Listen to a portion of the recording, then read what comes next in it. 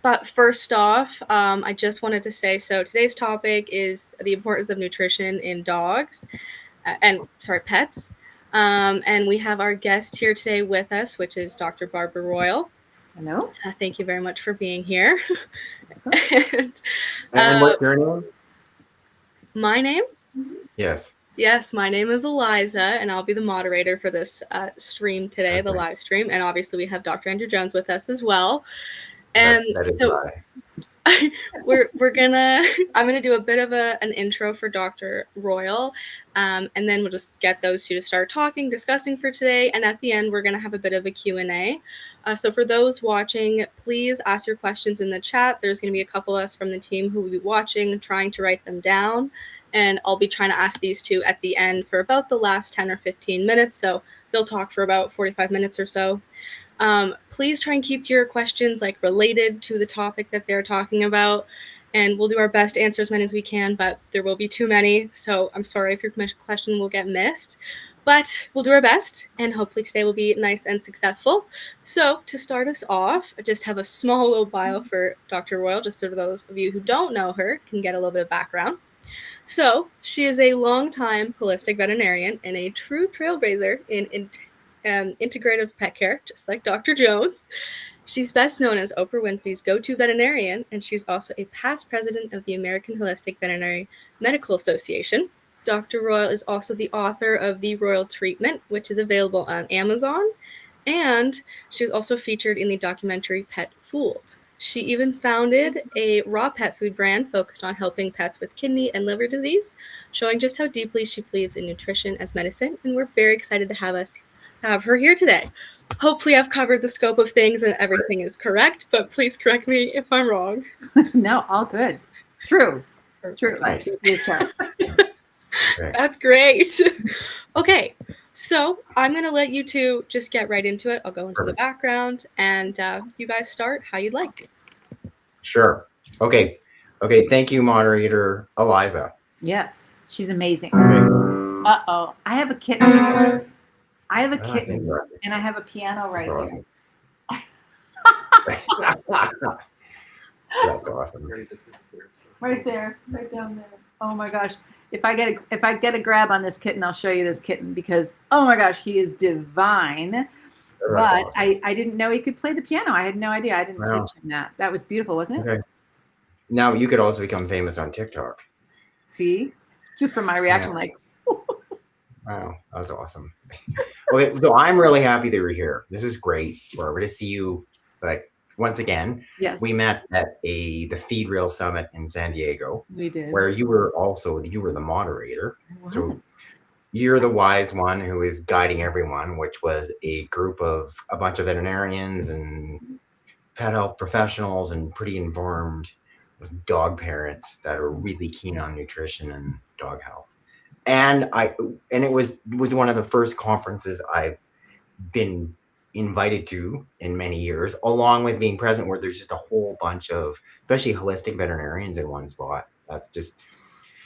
Which was a great experience for me as well. So it was great to meet you. So, and after hearing much of what you had to say, along with some of all your insights, I thought it would be great to get you on this, on a live stream, and then along with talking about some of the things that you have to offer in terms of you have this pet food diet formulator, you have courses that have I think, is it the Royal University? Is that? Well, Royal Animal Health University is sort of the umbrella, which I started quite a while ago, but we bought the College of Integrative Veterinary Therapies, which is a international platform for anyone who wants to learn more as a veterinarian, if they want to get advanced degrees in integrative medicine, but also for pet parents or for industry professionals. We've got certification courses and things like that. So trying to get really good science-based integrative medicine out there so that people can be better informed and better prepared. Like if you're a pet parent, then you're going to be better prepared about going into the veterinarian, what you're looking at, what the options are. Okay, because that'd be great at the end just to share some of those links, because there's many people that are following us on our channel, and that's what they're especially interested in that. So, and this is great, just having a different perspective. So first we're starting out. I was thinking more even starting out. Obviously, we're talking about nutrition and how it relates to health, but in particular, just maybe like the broad overview of. Obviously, we all say like nutrition is sort of the foundation of health, but maybe sort of your perspective and how you would start that conversation. It's funny because I usually start my lectures with a couple of slides that just say nutrition doesn't matter. Nutrition's not important for health. It doesn't matter at all, because I get a lot of people, and then people are like, oh my gosh, what is she saying? Right. But it's because I feel like we get that as a subliminal with pets. Because really, for a long time, and still really, I get a lot of records from other veterinarians all over the world, and very often there's no nutritional data at all. It's just all of the tests and the blood tests and the condition and blah, blah, blah. But no one's talking about what they're eating. And so it seems like nutrition doesn't matter, or they're just like feeding a kibble food or feeding blah, blah, blah. And it doesn't matter. It's not something that's talked about. And, or if you say you go to a hospital and you've just had major surgery or something, and then they bring you in some red dye jello and a bunch of, I don't know, but it's never really great food. They do. That's very true. So I feel like we get this all the time. And so it's easy for us to just go, oh, it doesn't really matter that much. Or it's fine if they eat something that's not quite right. But it's, we have to remind ourselves how important it is for health, and how it is when we're choosing for our pets, we're not letting them choose anything else.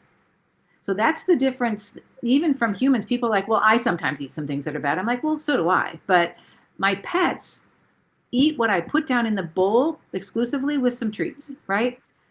And so that's the important thing. It's like, it really should be something that's really, really healthy, that makes their immune system and their gut and their liver and kidneys, all of it healthy. And so you have to start by saying, try to shed a little bit of that, like, oh, it doesn't really matter attitude, but then don't feel like you have to go crazy into it either. You don't have to be an expert in nutrition. It has to be somewhere in between. We all live in the world, and common sense has to reign. So that's sort of where I start. I mean, because I can go back to even when I was in veterinary school, which still was a while ago, but I mean, obviously very little taught on nutrition, and anything related to nutrition it's pre-formulated, what's in that bag. This unnamed company, whomever it would be in Canada, was a different one called Medi-Cal. But regardless, this is well formulated. It's got everything they need. It's all in a bag. It's all you need to know. And there's certain health conditions, and if your cat has kidney disease, you're going to get this, and your dog has. And that's it. And we shunted that knowledge and information to the pet food industry. They wanted it, so they did that. And then we said, okay, it's too complicated for me to have to think about as a veterinarian. I have a lot of things to think about. I've got surgery and I've got medicines, and I can't think about that. I don't have time, and I'm happy to just say, oh, if it says pet food on the label, that's fine. And I've allowed the pet food industry to dictate what's best to feed my patients. And I don't anymore, but I certainly felt that's what I was taught to do in veterinary school. And it's not a good idea, And I think I was kind of following that same pathway, as far as there's all these other things that were obviously not just more pressing, but it's like there's so many other things to take care of and to run and manage in a veterinary practice, and to try to at least stay reasonably current on even just new treatments, never mind trying to figure out nutrition. It's a lot. And if you're not so I'm an education junkie, and I think you sort of are too. Like, you seem to like to learn stuff, and we're required to learn things. We're required to learn a certain amount per year to keep our licenses and all of that. But I'm like, my mother always taught me, she just said, if things aren't going well, just learn something new. I was like, okay. So that's what I've done my whole life. And I don't mind. And in fact, I really enjoy spending more time learning if I can, but it's expensive and it was hard. And so that's one of the reasons for me that I started getting really more involved with the College of Integrative Veterinary Therapies, was because I had to travel. I had to travel to Canada to learn acupuncture, to Tennessee to learn rehab, to the East Coast, to Tufts University to learn more about Western herbal medicine. Everything I learned along the way, I had to go places, and my credit card was a disaster. So I I wanted a place where people could come as a, as a veterinarian or as a pet, anywhere along the scale of whatever your experience is, and learn things that incorporate a little bit more of an integrative approach, or very holistic, or just to find out what's out there. But if you don't have that, and you've already been through vet school, and you're tired, and you're working 60 hours a week, and you feel the weight of every case coming in and out, and we're not really given the best tools, because we're not given nutrition, but you're tired already. You don't want to have to go to school and learn more. You really don't. It's very hard for veterinarians to get this information unless they're really pushed internally to do that. Right. And so the fact that you're offering it is wonderful, and making it okay. As of that, you did mention, which is a slight tangent, but you mentioned acupuncture. And I also read it that you were the first veterinarian to do acupuncture on a zebra. Yeah. Is that true? Yeah. And people are always funny, because I've done it on a lot of different animals, right? So I worked in zoos, and I did a lot of consulting with different zoos. I did camels and all kinds of, I've even I've raised a tiger, I say that to make people jealous. Are you jealous? Yeah, a tiger. I raised a widow tiger. Oh my gosh, talk about my kitten, a tiger. Yeah. Anyway, but and that's where I learned more about how important nutrition is, right? All of those things, getting involved with these different species was such a big deal, because if you don't feed them well, they not only don't reproduce, which is a marker that we're missing entirely in dogs and cats, by the way, because most of them are spayed or neutered, but they don't reproduce, but they also just die. Yes. Like they just don't do well. So, with the tiger I raised, if we didn't have the formula exactly right, forget it. And, I've dealt with trying to feed elephant seals, for example, when I did wildlife rehab. And if you don't get their fish formula and all the different nutrients in there correctly, they just keel over, and you're trying to save them, and you feel like an idiot. So you get to dogs and cats, and it's like, oh, it doesn't matter.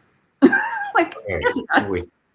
Right, which it does, but I see what you're saying. Like, that's how we approach it. That's sometimes how we approach it, which is sort of silly. So it should be, in my opinion, the first thing we ask. So what happened with the zebra was I was doing acupuncture on this zebra for epilepsy. And it had arthritis, but it was a relatively friendly zebra. Zebras are pretty dangerous. Their first instinct is, I will kick your guts out, and I'll decide if you were a friend later.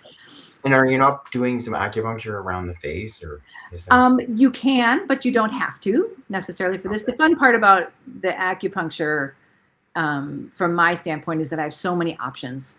There's a lot of places I can go for different treatments. And so for the zebra, I was choosing different points that could help with circulation and neurologic function and things like that. But I had to start by getting the zebra used to me, A, being near her, and then B, actually inserting needles. So that took about 6 months. So you're doing it that way. And in the meantime, I'm getting to know her. I'm getting to know the routines there, getting to see what her deal is, and why does she have epilepsy anyway, and what else is going on. And so I start doing the actual acupuncture. It helps significantly. She was having multiple seizures every week, like many, many seizures a week. And she got down to like 1 or 2 per month with just me going in and doing this acupuncture. No other change, no medicine. They couldn't do medicines because they couldn't get her quiet enough to get somebody in to get a blood sample to check levels of phenobarb or something else. So they didn't want to just randomly give her medication. So they tried this.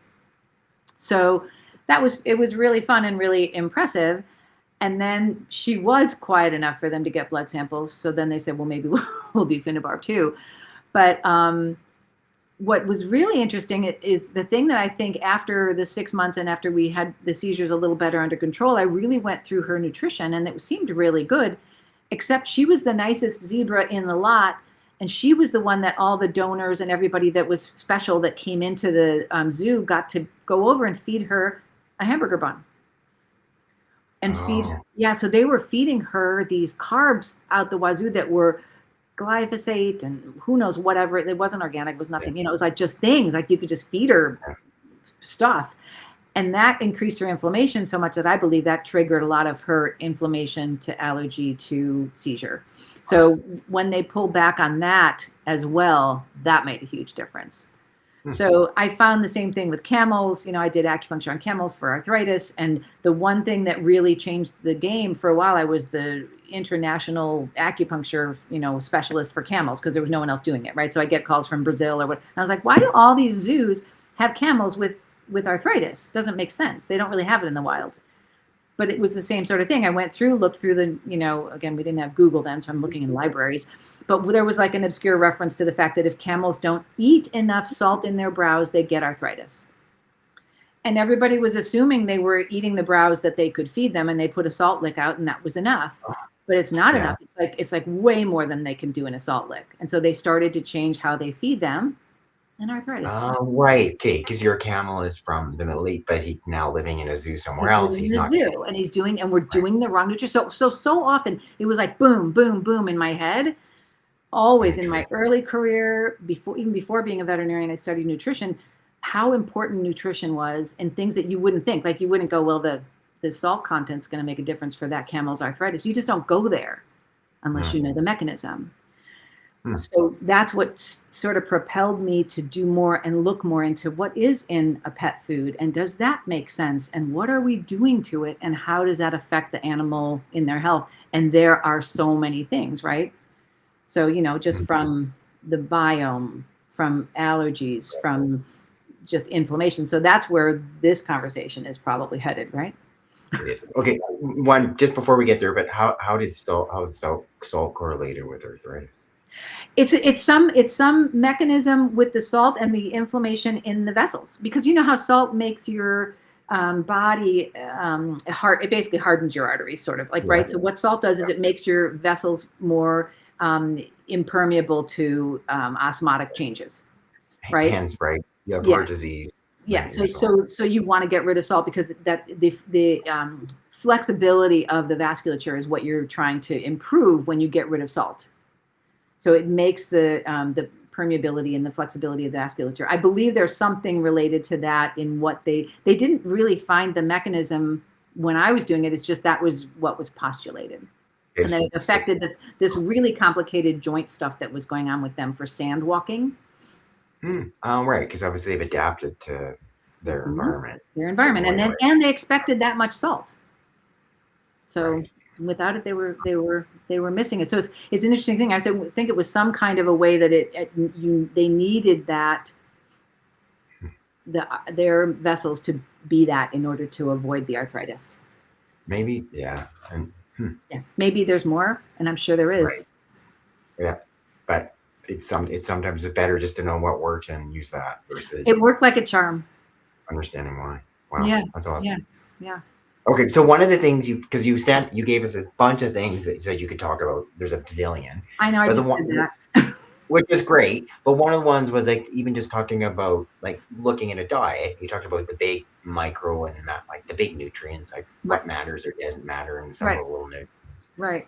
So, and I know there's lots of people that look at a food. I'm curious though, even before we get there, maybe just you're talking about kibble versus not feeding kibble, which I already think I know the answer, but what you would say about kibble in general. I really just tell people to look at the ingredients with me, because it's hard, right? It's hard. You're really invested in what you're feeding, and maybe your breeder told you to do that too, or maybe somebody else gave you this really great pet food, and the label's really shiny, and it says somewhere in there that there's spirulina in it, so you're happy. And there's things like that people get really invested in. So it's a very emotional subject, nutrition, for some reason. It's funny because it doesn't matter, and it's an emotional subject. And people dig in, but they don't really know. So that's one of the things. I just say, okay, let's just put all that aside. Let's just look at the label for a second. So we look at the label on a typical kibble pet food. And one of the things you'll notice is that there are a lot of ingredients in there that are just strictly carbohydrate ingredients. And so they can be from, things like just a, cornmeal to soy things maybe as well, which is not necessarily, they're all a little bit different. Like you can have potato starch, you can have peas in there, you can have that, which gives you protein and carbohydrates. But there's all these different things that are just not meat protein, and we're feeding carnivores, right? So there's a weird debate about whether or not dogs are carnivores. To me, they're carnivores and scavengers, and that's really that's the animal I'm dealing with. And a cat is an obligate carnivore. So those two things I just know from, I work, forever and ever in zoos and zoology, things like that. But they are, and they mostly need meat. And what we're feeding them, if you look through the label, it'll say, maybe it'll even say the first ingredient is chicken or the first ingredient is lamb. But then there are 5 ingredients that you can put together, and they're all going to be carb related ingredients. And if you put those together, that's actually what's mostly in the food. So somewhere between 35 and 65% of most kibble foods is going to be just carbohydrates. And carbohydrates for a carnivore are just empty sugar calories. So if you understand the macronutrients, there's three things, right? There's just protein, there's fat, and there's carbohydrates. Yeah. So that's what you're trying to look, does this make sense to a carnivore, and looking at those ingredients? And so you're trying to look through those ingredients a little bit and then decide after that, is there a huge list of different nutrients and chemicals and things that you can't even really figure out what they are? And do they have to put those in because the quality of their meats and foods that they've put in there are so bad, they have to supplement with tons of things just to make the animal not die. Right. And so that's what you just look at it and say, does this seem like something I'd love to eat every single day of my life? No, probably no one would want to eat kibble if they, well, Yeah. And it's not okay for a dog either. So it's like, we're like, oh, it's okay, they're just a dog. I'm like, is it really? Do we love them that way? Do we love them like it's just a dog, I don't really care? Yeah. Not really. You can do better. And so you can do better. You can do better, and it doesn't have to be something that breaks the bank, and you don't have to be Oprah to do that. So how would you do that, though? I mean, because that's one of the biggest questions I'll get asked with. For sure. I start out, it's a tricky thing to start. So you just say, okay, how about we just add a few foods that we know are reasonably good to add into the bowl? Do some fresh vegetables, and I mean, it's not really a meat, right? But a fresh vegetable brings in more than what a highly ultra processed kibble will. So it'll give us some real vitamins and minerals maybe. And then you can add in your leftover meats. If you've got reasonable, good quality meats, you can add in a little bit of that. Maybe it's just a tablespoon for a 40-pound dog, just to start, or something. Yeah. Or if, you got a teacup poodle, maybe it's a half a teaspoon. But you can add some of the things that you might have around that are just easy, and just watch what happens. To me, I have people that do that, and they start a little bit of fresh food here and there, a couple of blueberries, some eggs, maybe a sardine, some of their leftover beef or meat. There's a lot of different things you have in your house already that you just put a little bit in. Now that's going to unbalance the food, so you don't really want to do something like that all the time. Maybe, unless, there's ways to manage that, but you can start and watch how it looks. And then maybe you're going to go, oh, actually, I can see there's a big improvement in my pet, which there will be. And then you're going to want to look for fresher foods in the pet food, aisle in the freezer section. I know with my way back, even in practice, because I was like, okay, I was still on the dry food recommendation, and that's what I'm still telling clients to take this product home. I'm like, I need this, feed this to my dog. Well, because we get it for free as veterinarians. Yes, we did. Yeah. Right. You got it for free. So that's what I fed. But then, I started thinking his coat was pretty dry. And I mean, I would just start to add a little bit of olive oil, right? Mm-hmm. Initially, obviously there's all the supplements, but like, what about the stuff we have at home? Or anytime then I would even start to add in, as you just said, a little bit of protein, eggs for sure. For sure. And I couldn't really understand how, like, sometimes, so then his skin did seem to improve I wasn't really clear, but I'm adding in different protein, and he's like, seems a little bit shinier. Is he a little perkier? Maybe it was just me envisioning it, but his coat definitely, that was his one marker I could see, right? His coat seemed to improve. So I'm like, So there's probably other things that are going on that's in that whole unprocessed food that gets added in that his body is able to then better metabolize and send to that organ.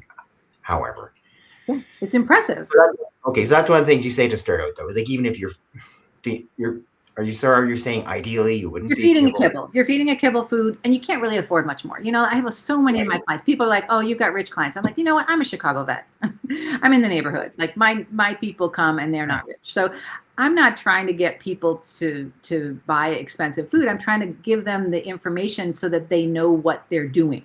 And then you choose what you want to do from there. If you you're saying, okay, this is my budget, and I have never budgeted, and I happen to have a Great Dane or something. I don't actually have one, but like my clients will do that. They'll say, I have a Great Dane, but I have a budget that says I can only spend this much per month. I was like, okay, well, maybe next time when you get a dog, you'll think about that. But right now you love this dog. You are going to add some fresh foods, and we'll figure out a way to do that carefully and just make them feel a little better. And if you did that 25% of your kibble food, if you make 25% of your food overall for the day include fresh foods like this, there's a study out of Purdue that just said that the health benefits are actually statistically significant. Really? Yeah. So it's not like 25, they're not saying what particular. Literally not saying what. They were like, people just tried this and they tried that, which, you know, as a pet food formulator and someone who really worked hard to get the Animal Diet Formulator software program going, makes me a little bit crazy, because I'm like, we don't even know how much iodine are you giving? What's the magnesium and how many fatty acids? And oh my gosh. But I have to let go of myself in that, because again, we live in the real world. So you got to do what you got to do. And if that helps, that's the answer. So you start there. And then, you know, you're giving the nutrients, and then you can do that. But then you'll start to be addicted to it. You'll start to go, oh my gosh, my pet has gone from acting like at age 6, was acting like a 12-year-old. Now at age 6 is acting like a 3-year-old. And it may be the hair coat, it may be the skin, it may be a little energy and pep, but that's what I hear over and over and over and over again. It's not a joke. I mean, I work full-time as a vet. So I get this feedback all the time. They're like, it's really amazing. Yeah, so try a little more. And you can find fresh foods in the frozen section that are already prepared, or you can get something like the Animal Diet Formulator software program and prepare a diet, and it'll tell you if you're balanced or not and what you need to fix. Yeah, we should share that. And then we'll make sure we'll share that at the end. Yeah, so you could do that, or you can try to get something in between, you know, where you're doing some fresh food, and sometimes you get enough money because it's on sale to buy a really great raw food, and you mix it. If you have a dog, they're scavengers, so they should be able to handle that. And the problem is, if they can't, then you probably have to address their microbiome a little bit, which is the next sort of step in my world. I have to talk about how to deal with the bacteria in the gut. Okay. So, and maybe before we get there, I'm curious. Obviously, you have cats. I do. Right. So I'm curious what your kitten is eating. My kitten is eating fresh raw food. Right. From weaning right to fresh raw food. And then I have a couple, because my kitten was fostered, they had every so often, you know, different kinds of freeze-dried treats we do to train them. We will use, there's a couple of really little better than average canned foods that we'll put in now and again, just to, you know, change it up so they don't get too finicky. But in my house now, I'm like, this is going to be my cat now. So my cat is going to eat of commercially available fresh raw food. It's not raw meat, because raw meat is not the answer. It has to be a blended, balanced food that knows how much calcium, phosphorus, you know, all these different nutrients are in there. Right. Because it's hard to, because there's a bunch of other things. Because in the wild, they would have eaten all of that. The eyeballs and the brains and the glands and all the stuff we can't get, all of those things bring nutrients that are really important. And so, yeah, if they're missing that and they're not eating those things, and you just do muscle meat, they're going to be very deficient. So you cannot do that. That's why I buy from companies that I know that source from pasture-raised animals, organic animals, organic farms. I want to make sure that the sourcing is really good, and I do all of that. It isn't as expensive as you think it should be. And if you're buying food and comparing how cheap your food is compared to maybe a fresh food, I usually turn the conversation around and say, how can it be that cheap? You're feeding a carnivore, you're feeding meat. There's somebody's cheating somewhere. If the food's really cheap, then they're giving you maybe 50% of your dollar is going towards empty carbohydrate sugar that's making your dog sick and increasing the chances of cancer, allergies, arthritis, all of those things. Right. So for instance, I had a cat who was a diabetic. I adopted him because, he was I adopted him because he was relinquished because he was peeing in the house and he was diabetic, and they weren't willing to treat him. This was our last cat, Eliza Murray. We can't hear Eliza, she's on here. And he came home on insulin, but I was able to get him off the insulin by essentially just eliminating the kibble.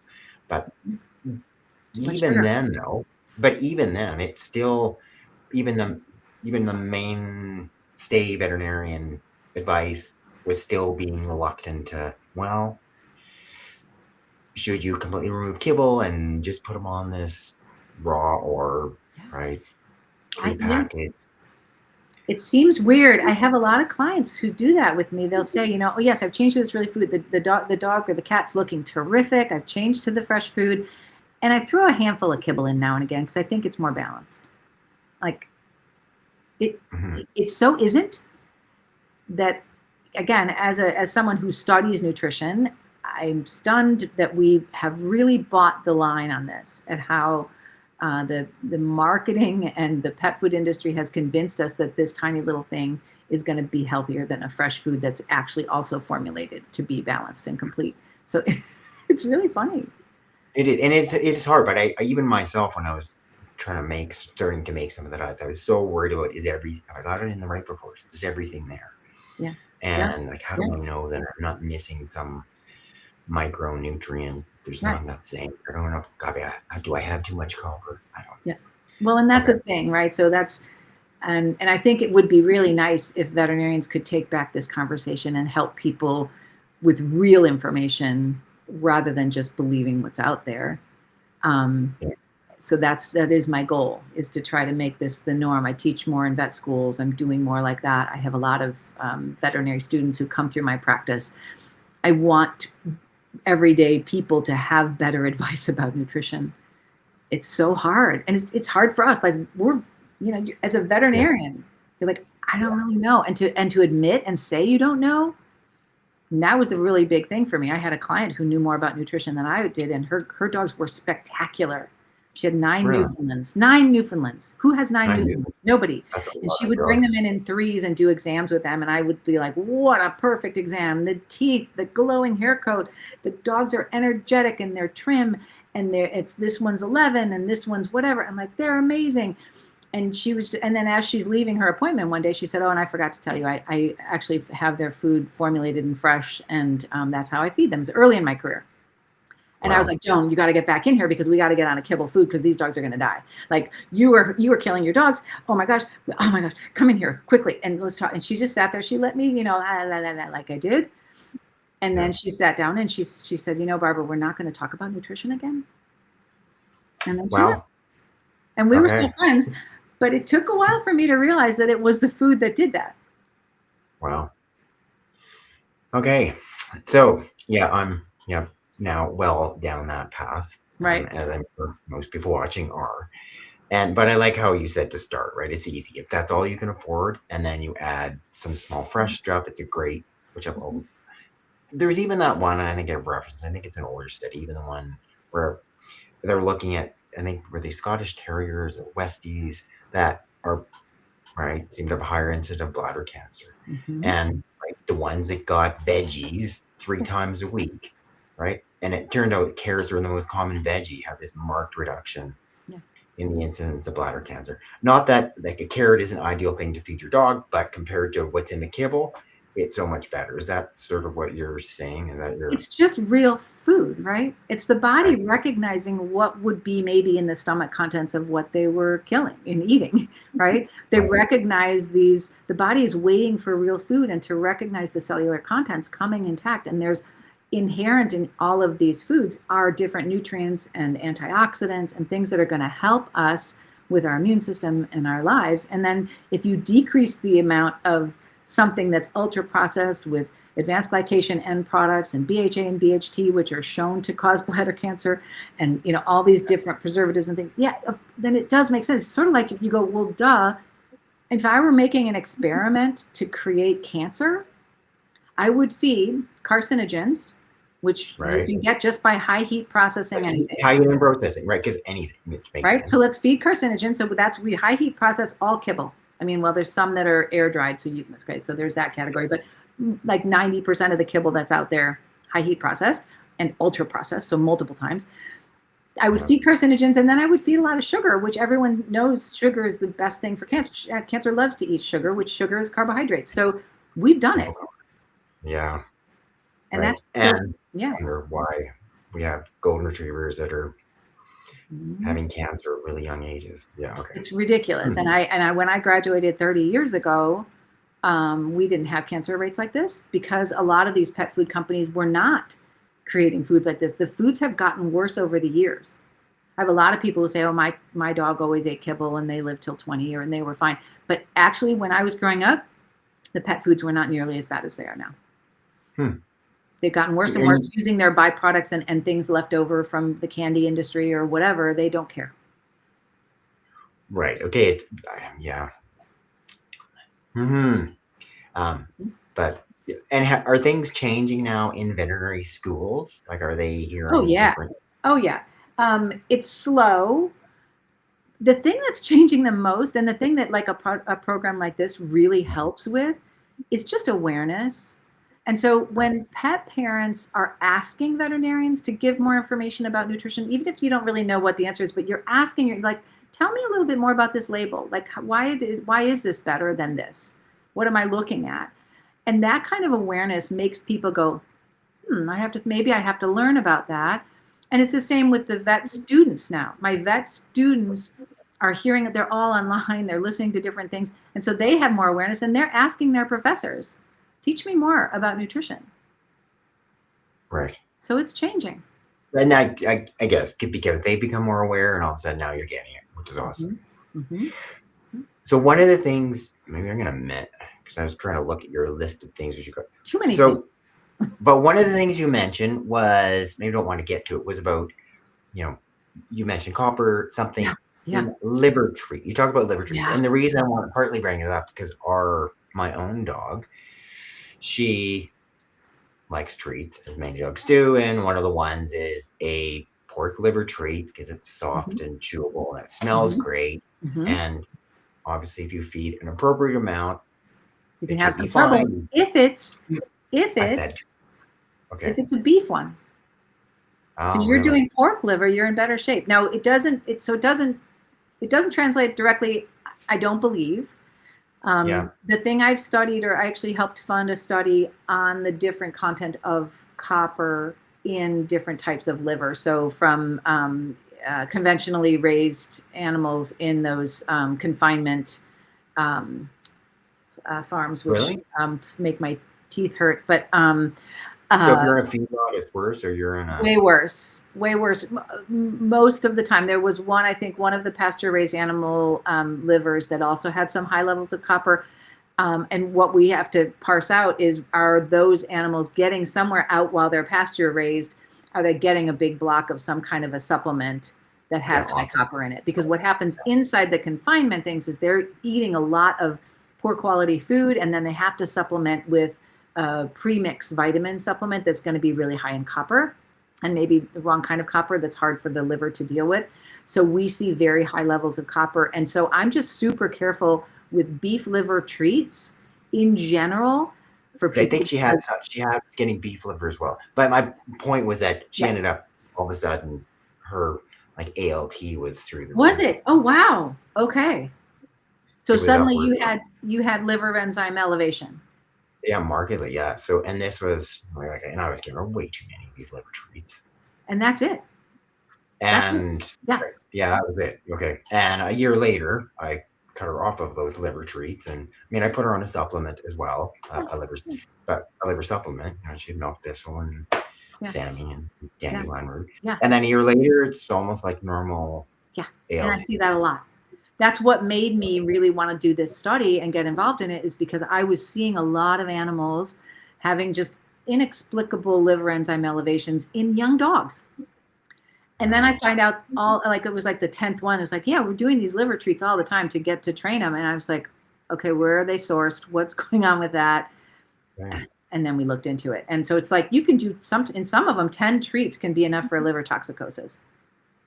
Really? Yeah. So it doesn't mean that they die or anything. It's toxic to the liver enough to make those levels elevate. And then you've got liver problems, and you can get serious liver problems from that. They start drinking more, blah, blah, blah. Right. So then what would you say? You would say number one. So what's your advice for feeding treats? When you're doing treats, you can do meat treats. You can do freeze-dried meat treats. You can do all kinds of things. You can do not beef, like Chicken livers, they don't have a lot of copper in them anyway. So when I'm formulating foods, if I use liver when I'm formulating because I need copper in a formulation. Like animals require copper. It actually is a very important mineral for a lot of cellular action, like zinc and copper, things like that. We need all those. So you have to get it from some source. So I will use liver. You'll see it in a lot of formulations, and don't freak out there because they're using it for the copper, and we know how much copper is in there, so we're using it for that. It's just when you randomly give a ton of it, that's our problem. So you can use a freeze-dried meat sources. I use a lot of different things for treats. Freeze-dried hearts are amazing. My dogs will kill for those. My animal dog they love hearts. They love the hearts. Oh my gosh, the hearts are the best. So, and pork hearts, they really love that. But I like to make sure that they're also really well sourced because I don't really want to give money to the feedlot industry. I just feel like, nope, not interested in that. And then two, from the humane side, but also just from the healthy meat side, that can't be healthy if they don't ever see the sun and run around. Or how do you make a healthy meat that way? It just doesn't make sense. Yeah. Yeah, and it doesn't. So there's lots of treats. There's lots of good freeze-dried treats out there. I know. Let's see. So small batch, Vital Essentials, Green Juju has these big bags of treats that are amazing that I use because I have puppies. Old dogs and puppies. I just like all the time. There's always something coming through. So yeah, you need them. Okay, right. You need the treats. Just be thoughtful of what treat you're choosing, and maybe avoid maybe be really cautious of beef liver, especially. And maybe don't feed too many. Just not too many. Don't do too many. Don't overdo anything, really. I mean, your biggest defense in general for all things is a bit of variety. But if you're always feeding things and you don't know if they're really balanced or not, just doing variety alone is not going to help you. I have a lot of people say, I do some peas and carrots, and sometimes I do venison, sometimes I do pork, and sometimes and I think it's a lot of variety, so it must be fine. I'm like, but you don't know if you're always missing magnesium in there or always. So if you don't know, not knowing is a problem. It's a problem. Okay. One of the things you just had talked about, like the whole importance of being unprocessed versus processed. And I mean, I was listening, there was someone who's a sports, like a researcher who advises these high level athletes on food to take so they can do their thing in a high level way. And they're being asked about all the different supplements. And so now they're saying, like, really, it's so much better if you can just get it from the whole food versus like any of those supplements. Omega-3 fatty acids, yes, they're really important. And obviously, you need to take an omega-3 fatty acid supplement, great. But if you can get it from fish, even better. Yeah. And it's how you're eating your fish, too, and where your fish is from. So a lot of people feed fish skins to their dogs, and they're the larger fish skins, things like that, which I don't recommend.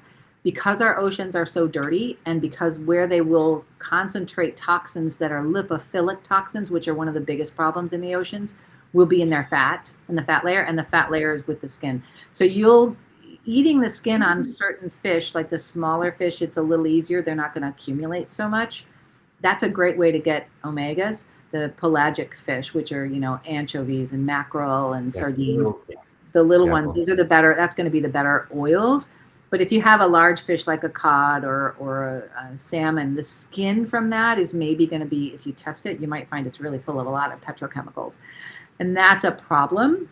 So if you can get it that way, though, that's the way. It's a really good way to get your fish oils. I mean, people are using krill, which if it could be sourced properly, I might be okay with it. I just worry because that's the only thing whales eat, and they're already in trouble. So. I'm not a big fan. So I always consider planet Earth as like my biggest patient. So I'm always going like, okay, how does this affect my patient? And then the soil and the farm animals and then the environment and then the planet. Like, oh God, it's all related. Yes. Okay. Speaking of your patient itself, you'd mentioned the gut and the microbiome. Oh, that's a big. Hello, Copper.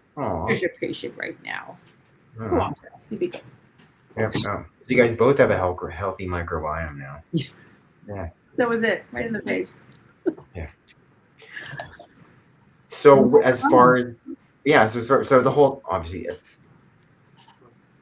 prebiotics and probiotics and Yeah. the microbiome or not, like what should I be thinking about if I'm a dog I manager? really, yeah, it's tricky, right? Because there's now, if you look online, or in a store, there's like 1,000 probiotics, right? Yeah. And everybody's got their little hook on mine's better because it's this or mine's better because of that. And what we have done in the past is we haven't really known, like just do a probiotic. So as a veterinarian, we say do a probiotic, like find one and it's a probiotic. It's sort of the way we used to, I used to deal with food. And so now I'm like, okay, there's lots more data out there and I can actually do a fecal biome test, which is not very expensive. And I can evaluate the microbiota that is in the gut. And then I can appropriately address that with different types of probiotics. If I know your Clostridium hieronymus is low, I will give you something that has that in it. And those products are coming out more and more. There are people who are recognizing we need these different types of bacteria, so let's have those available.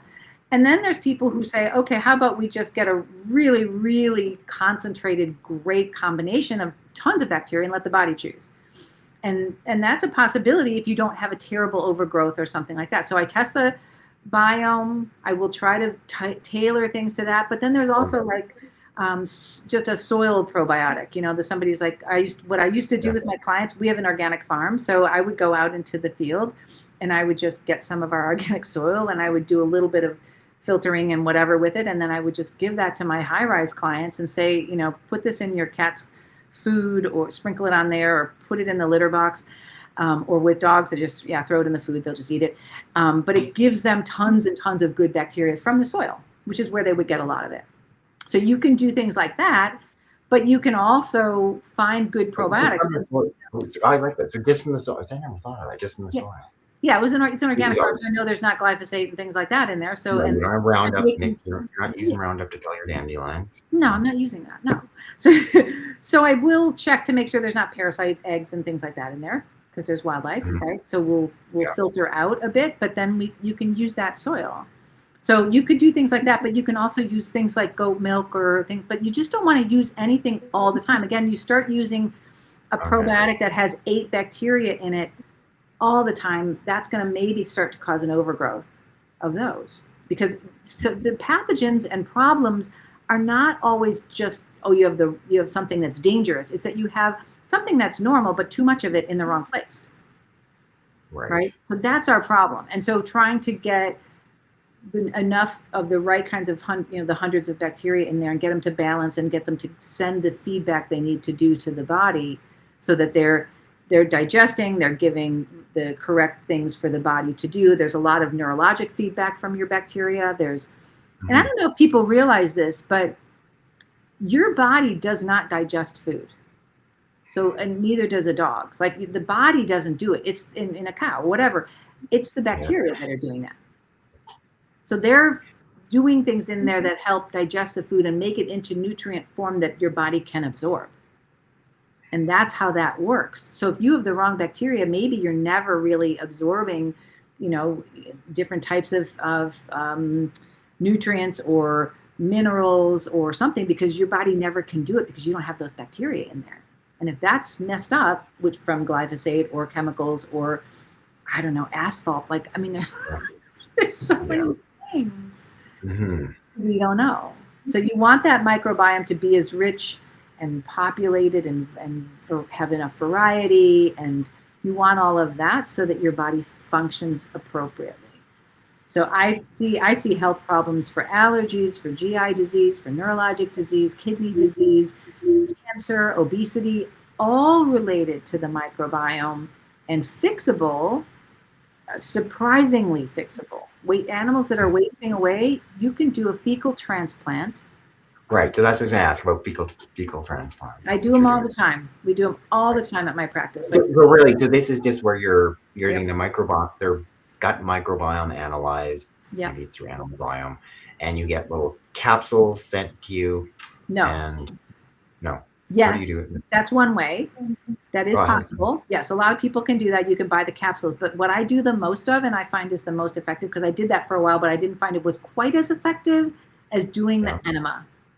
So what I do is I have donor animals that they're really Yeah. nice. They donate their poop, and Yeah. then we do a million tests on it, sending to Texas A&M and a bunch of things. Right, so we do all that, and then we do a little bit of magic with it to make it into a thin liquid, and then you just basically do an enema and you put it up the bum, and then it can take 1 to 3 is probably. I mean, I've had one or two that I've had to do 5, but often it's just 1 and done. Like you give an enema, and then people are like, "Oh my gosh, all these problems just went away." So you have good, healthy donor animals. You screen them for a bunch of things, make sure they have no pathogens. Your dog. Yeah. That's awesome. Yeah, and my staff, and they're fed fresh food and all of those things. So, and I've looked at their biome, and I make sure it looks really good. And then the biome of the animal that I'm transplanting to, either their biome looks horrible, and I can't really figure out how to do it with different probiotics. And it's like, you know what? Forget all that. I just got to put it in there, and hopefully it'll all figure itself out, and it does. Or I've been trying to do things like that, and it just isn't really getting there. And maybe I can't even test for the thing they're missing. So then I just do the fecal transplant. Right, because what's the option? You're on a steroid because you have inflammatory bowel disease and nothing else is working, and you're chronic diarrhea. Yes, it's amazing. It's amazing. Those cases that seem like I've got GI disease I can't stop. It's an incredible tool, and it's been great. What about for the cats? Some of the cats that have. Sorry, I just drank lemon water. Oh yeah, lemon. It's supposed to be good for you. I breathed it in. I wasn't drinking it. Yeah. Don't breathe it in. Anyway, I just from a nutrition standpoint, not down the trachea. Yeah. No. Yeah. Okay. Cats, it's the same thing, really. You know, for the microbiome and for nutrition, but they're much more obligate carnivores. So I'm really looking at a very specific system, and they don't have a lot of leeway.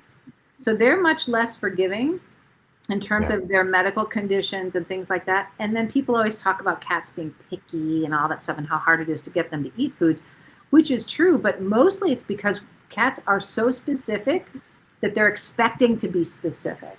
So their body is going to be like, I need these nutrients and I need this. And that's what they want. They'll get addicted because they have a specificity tendency. They'll get addicted to carbs. And they do, and you have to get them off there. But once you get them going a little bit into changing up their diet, they don't look back. It took me 9 months to get my own cat off of kibble food. Okay, that's impressive. It was horrible.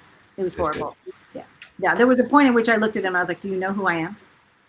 You cannot eat this food." And he was just like, "I'm never eating the crap you're putting in front of me."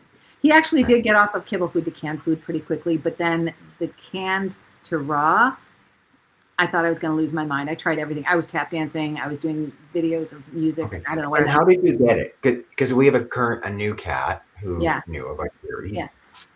Sound asleep on my old exam table. He's at the back. Yeah. He's just hanging out. That's a cat. He's sleeping. Yeah. Yeah. Yeah, he's a wonderful cat. But so he's on canned, but I've got some of the prepackaged frozen raw, and he's just You have to change protein sources a lot, so that's one thing.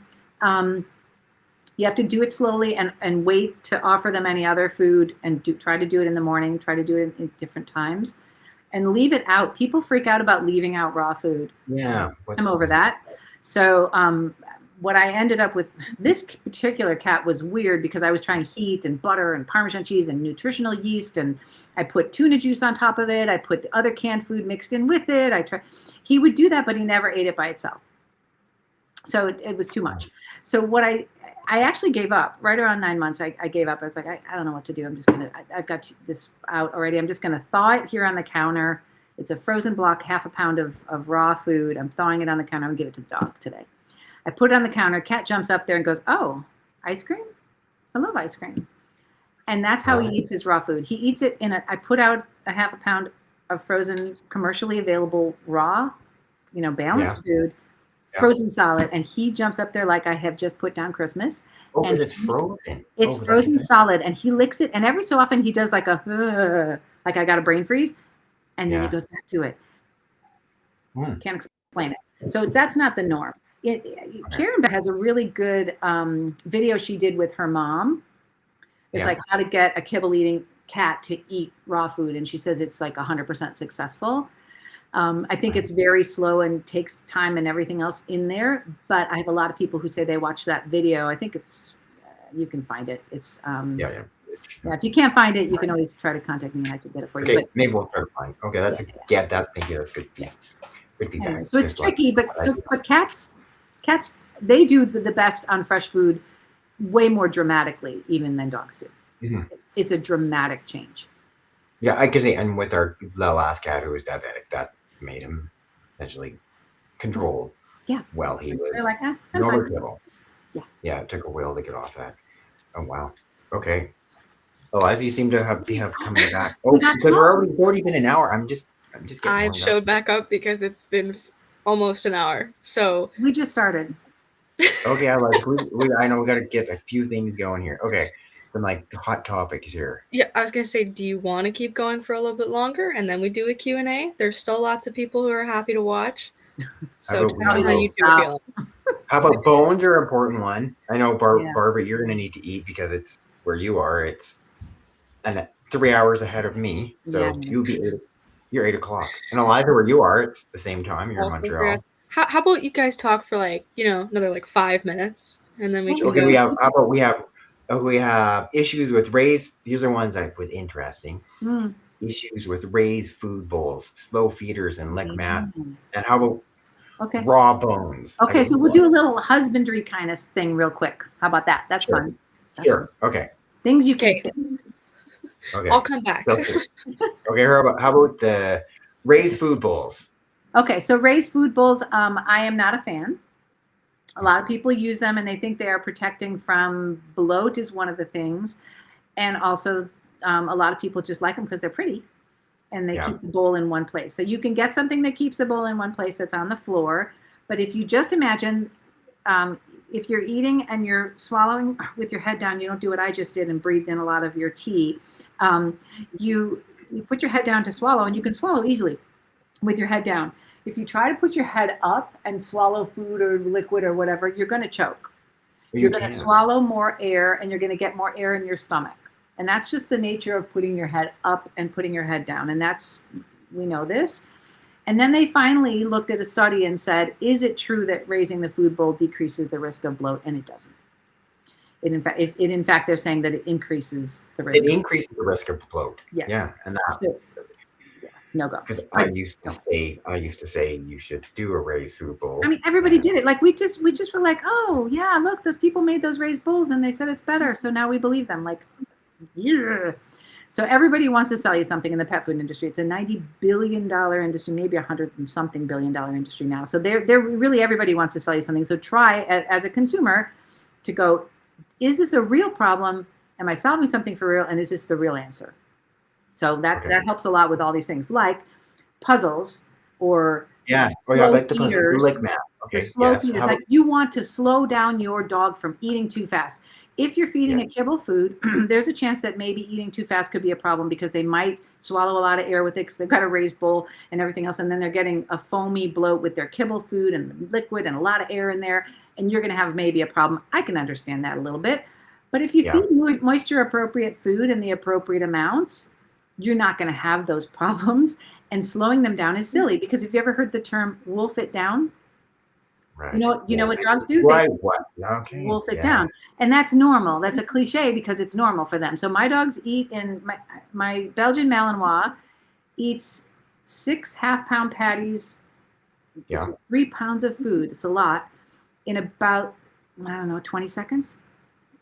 Like she's never eaten before and she just wolfs them down.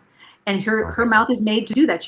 They don't have chewing. They don't need to chew it. Everyone's like, chew it. You should taste. They're like, I'm not interested in tasting it. I want to just swallow it. So there's no flat teeth at the back to chew. They've got pointy teeth, tons of saliva, and a big swallowing thing.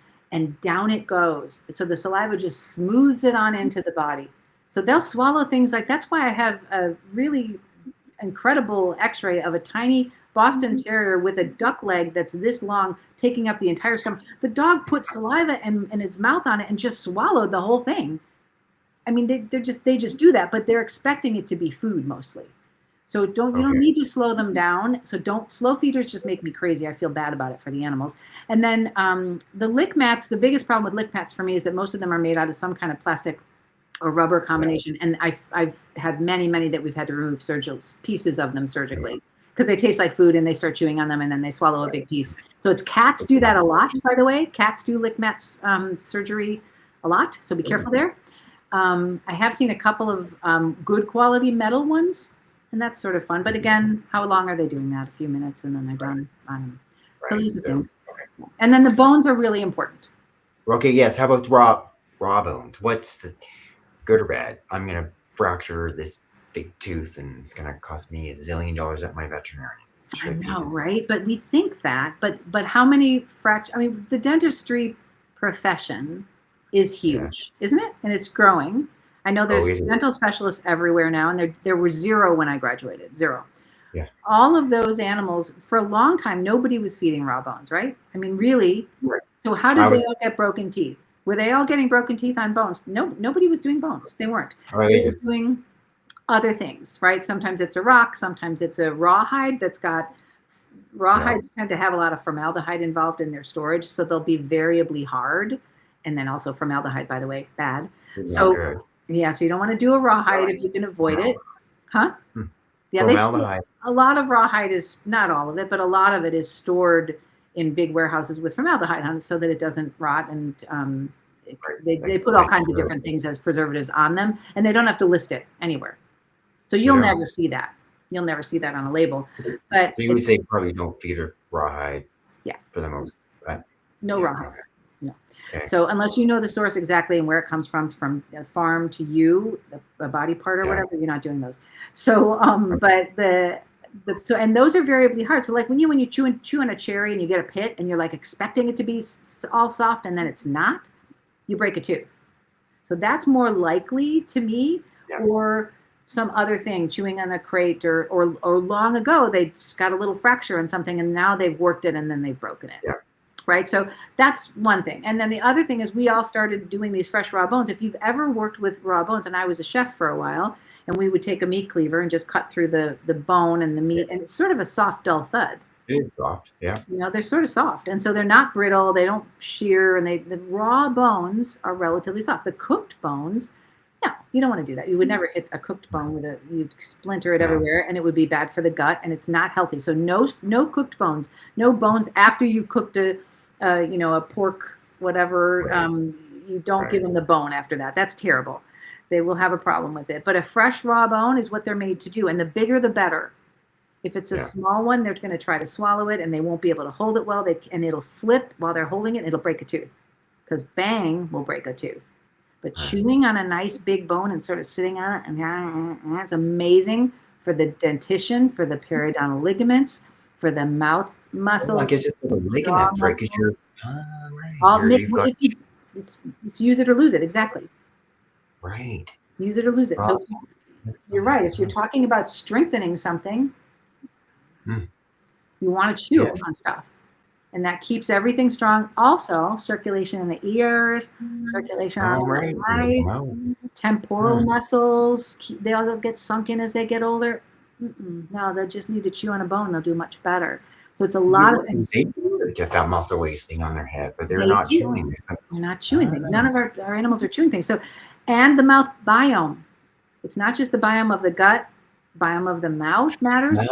Oral microbiome. Right. Oral microbiome. And you're shearing off tartar that harbors bad bacteria with the bone. Right. It does. My dogs have, my 2 dogs right now, who one of them is just going on 5, her teeth are as white as a puppy.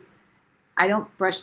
I would love to say I'm that pet owner that brushes my dog's teeth, but I don't have time for that. Yeah, but the raw bones, there's raw bones everywhere. I mean, I literally trip on them all the time. There's like a million raw bones. See that? I should just show you one, but they're, but they just chew on, they just pick them up and they carry them around and chew on them, but they're clean as a bone on the outside. Because I would not have in this house on my couch the meaty, fresh raw bone. What I do is I don't buy them that way. I have them chew outside until they clean off the outside of the bone. Right. Then they can bring them in. See, that's perfect. Then they carry them inside. Oh, yeah. And they should come in and out of the freezer while you're doing that. If they don't clean it off and you wanted to bring it inside, don't put it in the fridge. Put it in the freezer again, because it won't be thawed in a few minutes of them chewing. Yeah. Right. Wow. Okay, so that's good. Okay, so maybe even our own little dog, right? She loves nothing more than a big bone to chew on. That's a thing. It's such good for emotions too. It's calming. I don't think I could do puppies without being able to throw a bone in the crate. And I put butter on the inside sometimes to reuse a bone. Oh, do you? Yeah. So there's. I wonder if I have a bone right here. Yes, bones. See if I can see a bone. Hey, Maddie, can you give me a bone? Thank you. Anyway, yeah, and you don't want the little small bracelet ones, because they pop the marrow out, get pancreatitis, and then you hate me. So you want to do it slowly, a few minutes a day. Let them chew off the outside. Put it back in the freezer, out of the freezer, and then it's so clean. Here, I got it. Yeah, we don't want to give anybody. Yeah. So these are just two. You can see. I mean, look at those. Like he could literally reach into our sitting room and grab a bone. So this one has almost all the marrow gone. Doesn't it? You see that against Someone my had shirt? probably. Yeah. And there's chips out of it because it was fresh and raw, and so that is soft. Yeah. And they chew them, and they can do that. And if it's something too big, they don't really chew off big pieces. They'll slowly work away, something like that. And this one has it still has full marrow inside there somewhere, so they're going to keep chewing. But if it's actually so if it's actually empty, then I'll just if I want them to go in their crate or whatever, I just take some butter and I schmutz it in there, and then I throw it in the crate. You'll be like, wow, this is so gross. But instead of your calm, right? You're using those now. And then they're so happy. They're so happy holding it. It takes forever. They're just like, I still see. Okay, and they just keep going for it. And they're so calm, and it's such a good. It's sort of like as they're doing that, they're thinking in the pack when they're all sitting around chewing on a bone. It's when everything's good. That's an ancestral happiness moment. Right. And I will tell you, I've cultured the outsides of these after they've chewed them to about this state. Yeah. There's no weird bacteria. There's their saliva is incredibly antibacterial. So even after touching this, I'll probably wash my hands because I worry a little bit. But the fact is, these are stable and fine in my house. I did a lot of culturing. I've cultured mouths of animals who eat raw food and chew bones, and animals who eat kibble food. Yeah. Wow, you don't want to have a dog that's eating kibble food like you. I would have a raw fed dog. Their mouths normal flora. Wow. Yeah, the kibble stuff makes weird bacteria because the carbs feeds the weird bacteria. Right. We go through the microbiome. Yeah. That's great. Okay. And all those years, I told clients not to feed bones. Yeah, I was trying to grab my kitten because she's so cute, but not possible. Yeah, I know, right? We just said, and no bones is because bones are, if they're cooked, they're dangerous. They're really dangerous. Mm-hmm. I worked ER for 3 years. I know, that's not good. Yeah. Yes, I did a bunch of surgery. A bunch of surgeries on bones inside of animals. Right, but most of the time they're all bones or low bones, and they're chicken bones, and they've been cooked, and it's they do it. Not good. Awesome. Yeah. Great. This is great. Okay, so we should answer some questions, and then you can eat. Okay. Moderator. I'm back. Okay. Well, and we also need to know Dr. Barbara's, some of her links to some of her stuff. Maybe we can post those after, Eliza? Sure. Yes. That would be great, because actually I've had a couple questions about it. Like one of my first ones was even someone was just asking Dr. Royal, where Barbara, whatever, you tell me whatever you want. Okay. They're asking though, like, what is your kidney, liver, pet food? So people I think would love some of those links. Same thing with the pet food. Isn't he cute? Look at that little kitten. Oh my gosh. I'll have to get our fat cat. You got to do showing cat for cat. Sorry, cat for cat. No, look at that cat. Look at his belly. Oh my God, I love that cat. So he's like, you can do anything to this cat. I know this one's this one's just bomb proof. He's a kitten, and he's just he's a kitten. He's a kitten. He's a widow kitten. He's pretty small still. He's only I don't know. Yeah, Cassie, and he's like whatever. Put me down. Don't make me stand up here. I just want to let me do this for Okay, hours. Eliza. We're Question answering away. questions. This is how we answer questions in the veterinary world, right? Okay. Wow. Yeah. What do you Oh think? my gosh. Pickle? Pickle? What do you think? It's Pickle. His name's Pickle? Pickle. Yeah. Pickle. He's a hugger. He wants to hug all the time. Oh, that's so sweet. Okay, I'll ask some questions, but you guys can hold your Yeah, thoughts. Eliza. So, someone's question is saying that they have a dog rescue, and one of the most available things and affordable things to buy is meat. And their question was just that they're worrying that they're not getting everything that they need, and also just like how much fat on meat is okay for Yeah. dogs. You need more than you think. So that's one. It should be something around like 40% meat, 40% fat, and then somewhere between, really, it should be like 45 and 45, and then about 10% carbs. But the nice part, like if it's a shelter, you said? Yeah.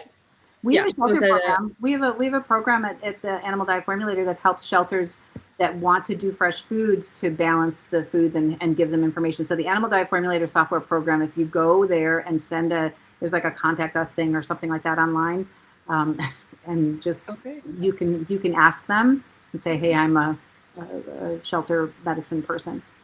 Okay. Yeah. So anybody that has a shelter, they can get a discount on the formulator program, which is really helpful because I really want to see shelter animals get better food because they're already so stressed. They shouldn't be stressed nutritionally.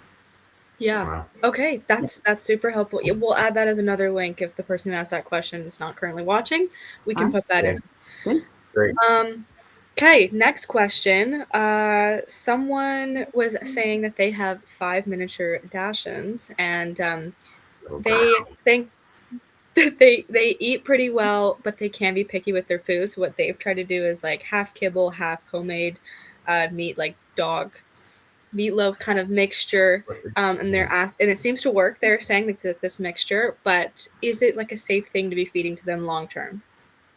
I mean, I just would never feed kibble food. I don't know what kibble food they're talking about or whatever, but the fact is, again, if it's a high heat processed kibble food that has what we sort of described earlier with a lot of carbs in it, there's no reason to be adding that when you're working so hard to get a fresh food into them. And if you can afford it and you can make that happen, then change it. If you're doing it because it's affordable or because of whatever, I mean, luckily they're small, but there's 5 of them. I don't know. And then I would say if they're picky, it's probably they're being fed too much. Typically, most dogs that are picky, not in cats, but in most dogs that are picky, they're just being fed too much. And you need to feed them less and try to feed once a day if you can. That makes them eat better and they do better. When I was growing up, everybody fed once a day, and then love. We did, yeah. We fed stirred once a day, and then it became once a day. There's a study, 30,000 animals where they compared once a day to twice a day feeding, and once a day animals live longer, less health issues because they have more time for metabolic cleanup. So they're also going to be hungrier, happier to eat a full meal and be done. So right. Okay. It's pretty normal. So that's something you can try and do and see how it goes with your pets. But yeah. Okay, that would be good for our own dog. Yeah, and I would say if you've got, they've got 5 dachshunds that are sort of picky, they're probably feeding all of them too much because it's so rare to have a really picky dog. I mean, it's not uncommon. I mean, it's not unheard of. I've seen it. It's just not common. And so I feel like they will eat happily when they're eating good, fresh food, and just change up the meat sources and do things like that and make sure that what you're feeding is balanced. If they're getting picky, they might just be like, I'm getting too much of this and I need a different nutrient. So that's possible. Okay. So just kind of change it around and see what ends up working. Yeah. Okay. That's insight. Okay. Sorry. Just next question. Earlier, you guys were talking about adding eggs to food, and I'm not sure if I missed this as well, but someone was asking to specify what kind of eggs you guys were talking about. Like, are you saying raw eggs or cooked? Like, is it the whole egg or just the white or the yolk? All of it. So I don't add the shell because they vomit that up usually, but unless it's completely ground, and then you're probably giving too much calcium. But I would say I've done raw, I've done cooked, I've done my leftovers, I've done hard-boiled eggs, whatever you got. Eggs are good. Yeah, our Tula likes them cooked, Eliza, our dog. She does. Yeah, some of them really like it cooked, and I cook them in butter because butter is, as I said earlier, I like them inside. Butter is my best pill giver, and butter is my favorite supplement. And what's your favorite supplement? Because as far as like it's an animal fat that you think they probably don't have enough fat often. Yeah, I worry a lot about the fatty acid balance in a lot of foods. I don't think that Yeah. that we're doing it well enough, because it's not just this is what I have a kid, and that's awesome. if they're not balanced, we're not balancing the fats. So there's, different kinds of fats, and people don't think of that. It's not just one kind of fat. So I will make sure that I'm looking at the fats to make sure there's omega-3s and 6s, and that there's good a combination of saturated, unsaturated, and things like that. Yeah. We want to have these different types of fats, and you can't say one fat is more important than the other. We need them all, and you need to have it balanced. So I would say making sure that we're paying attention to balancing the fats in our nutrition is a good idea, and that means I'm usually adding things like butter. I am adding some kind of a fish oil that's well sourced, that kind of thing, with a small fish, not a large fish oil, because that again is going to have those small fish oil. And then I do, the whales are happy. Yeah, I like the whales to be happy. And then I will sometimes add, if I have like a seizuring animal or something with neurologic things or whatever, I might add some coconut oil just to push that up a little bit more with the MCTs. There's different conditions you would do more or less for. So obviously you want to pay attention to the medical part of it if you're, a veterinarian. But as a consumer, you have to have a little bit of help. It's nice to get help from somebody.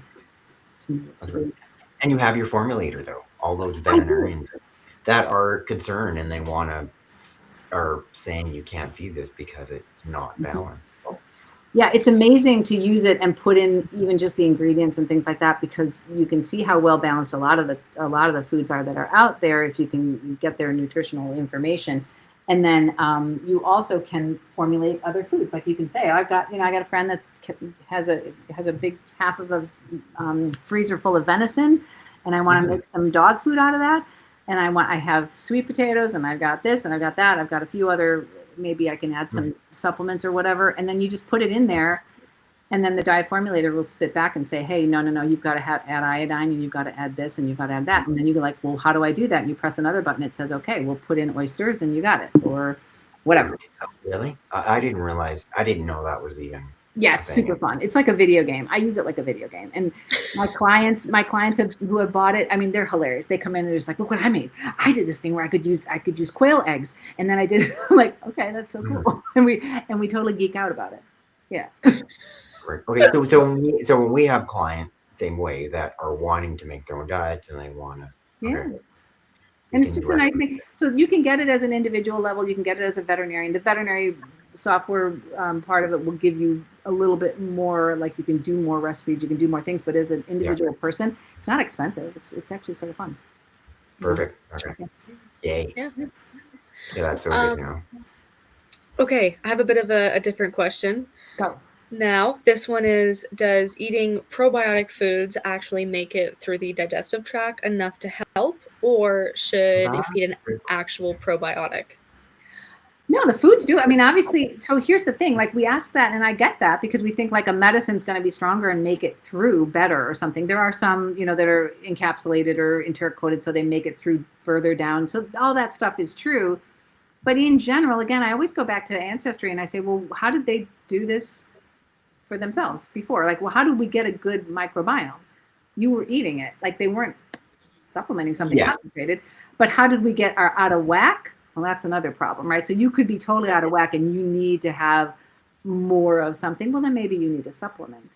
But I will say, if you don't know and you're just sort of trying to randomly guess, you may want to ask your veterinarian, can I get a microbiome test? And then can you interpret it? And if they can't interpret it, then you can talk to the microbiome people. I mean, there's other ways to get that information, but it's a start. And then you can start to see like, oh, maybe there is a way to make this better with the food. So foods are amazing. Mixing in things like something that's fresh, that's not ultra processed with everything dead in it, is one thing. Mixing in, like a goat milk or something like there's fermented foods out there that are amazing. Fermented mushrooms. Yeah. Oh, can't even talk about mushrooms. If we have a whole other hour, I'd do mushrooms with you. Woo, I want mushrooms would be awesome. Actually, and we have a mushroom conference here every year. Oh, it's the best. Love mushrooms. I I want to come to your mushroom conference. Yeah, wouldn't it be lovely? I was going to add in, there was this one, because I'm forever listening to different podcasts about the same thing, but one of the microbiome specialist people and talk about this was geared towards human health. But they found, they were looking at all the different things you could eat, talking about supplements, probiotic supplements, people taking prebiotics, and they found like the single biggest benefit for people were those who were eating already like the cultured foods that had, like, as you just said, the unprocessed stuff, you consume it. And those are the ones that have these marked, like, and often like extended health improvements. Yeah. Because that, by far and away over everything else. Yeah, fresh food, chew on it, make it real. Right, your kimchi, your sauerkraut, or your the fermented foods are amazing. Okay, and so would you give your dog some? Yeah, there's a green juju fermented mushrooms that they like. Really? Oh. Yeah, and there's and if I have anything, kimchi is something that comes into the house a lot. My daughter loves that, so we'll, the dogs are always like. Really? Okay. Yeah, I mean and many dogs are not particular. We have a neighbor's dog that ate an entire like headband to never be seen again. Mm-hmm. Yeah. Mm-hmm. I know. The thing is that they will, because they just think, well, this could be food, and I can swallow that in 2 seconds. So. Yeah, and that's what happened. That was visualizing. I remember hearing about that. Yep. Yes. Okay. I can't tell you the funny things I've heard. I have one of a G.I. Joe in a G.I. Joe. A G.I. Joe was eaten. It was a Labrador who ate it. Of course. Wow. The whole G.I. Joe. If you're too young to know what that is, it's like a Barbie doll, but for guys. Nice little soldier. For that kind of soldiery guy. Okay. Yeah. But yeah, they're just this big. Like, why would you throw it? Why would you do that? Okay, I'll ask one last question. Someone was asking, would a high protein diet help my dog lose weight? Yes. The answer yes. Is just simple. She said yes. That's because high protein diets, not that alone. Obviously, a high protein, well balanced, well sourced. Glyphosate is a hormone disruptor. So if you're avoiding things like glyphosate, chemicals, and pesticides, you will help your animal lose weight better because their hormones won't be all messed up.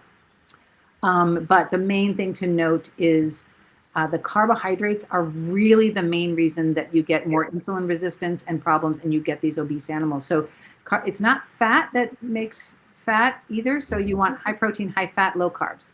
That's my weight loss remedy for all my patients, and dogs are uniquely suited to lose and gain weight fast. So if you're not doing that, you're not doing the right diet. And you were saying upwards of your goal is like, you said like 45% protein, 45% fat, or 40. Yeah, something around there. You want to, you're aiming for that with a smaller amount. And if they have a thyroid problem, if they've got something else, again, the hormones matter. So you need a veterinarian to tell you, is your animal healthy, and can they, what can they do? But eating an ancestrally appropriate diet for the species is the answer. So if you're already doing that and you're going to maybe increase the protein to 70 or 80%, I probably wouldn't do that. Right. I just want the right food for the animal. So if you're talking about a hummingbird, I would be like, no, this is carbs all day long. Like they're just doing nectar every 17 minutes. Right. And if we're talking about a snake, it's once a month, and don't feed more, because you'll just make that snake really sick. Some snakes. So it's just knowing your species and try to stick with the thing that makes most sense for that species. And then you're going to be way better off. Right. Wow.